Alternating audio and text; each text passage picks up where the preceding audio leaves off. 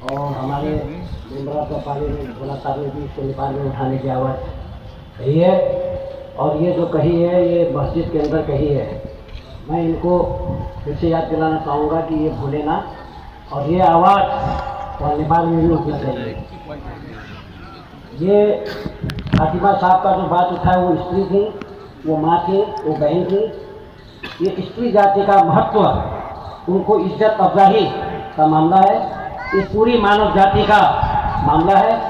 इसलिए आप लोगों ने जो किया है ये बिल्कुल काबिल तारीफ है। मैं आपको शुभकामना और बधाई देना चाहता हूँ।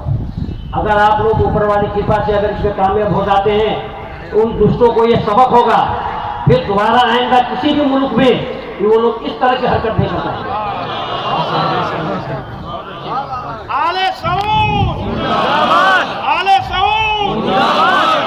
और मैं एक आशीर्वाद भी वचन भी आपको देना चाहूँगा कि आप लोग किसी भी हालत से इससे पीछे ना किएगा, क्योंकि हमारे में तो लिखा हुआ है और आप में भी है, एक ही चीज़ है। क्योंकि हम लोग भगवान कहते हैं, अल्लाह कहते हैं, है तो एक ही, देखिए मालिक वही है। तो तत्र तत्र नारीष्य पूजनते तत्र तत्र देवता रमनते। जहाँ जहाँ स्त्री जाति का इज्जत मर्यादा होगा वहाँ ऊपर वाले खुश होंगे, कह के इस तरह से प्रमाणित है। देखिए हाँ, ये प्रमाणित है। और दूसरी बात, समाधि धरती, समाधि आकाश, समाधि जल, पवन प्रकाश, 5 प्रकार के तत्वों से बना हुआ जो शरीर है, ये 5 प्रकार के संस्कार के भाग्य है। ये समाधि धरती, समाधि आकाश, समाधि जल, पवन प्रकाश, 5 प्रकार के तत्वों से बना हुआ जो शरीर है, ये 5 प्रकार के संस्कार के भाग्य है। ये समाधि धरती, समाधि आकाश, समाधि जल, पवन प्रकाश। इस तरह से जो समाधि के महत्व को नहीं जानता है वो पागल है, वो बदतमीज है, वो बदतहजीब है। क्योंकि हमारे यहाँ भी योगी सरकार है, मैं योगी सरकार, मेरा छोटा भाई है, मेरा धर्म भाई है, मैं भी योगी हूँ।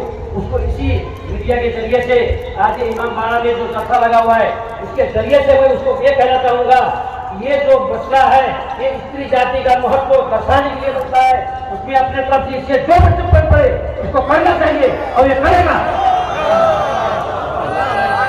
वाह वाह वाह। और अंतिम में मैं कहना चाहूँगा, मैं गोरखनाथ मंदिर का साधु हूँ।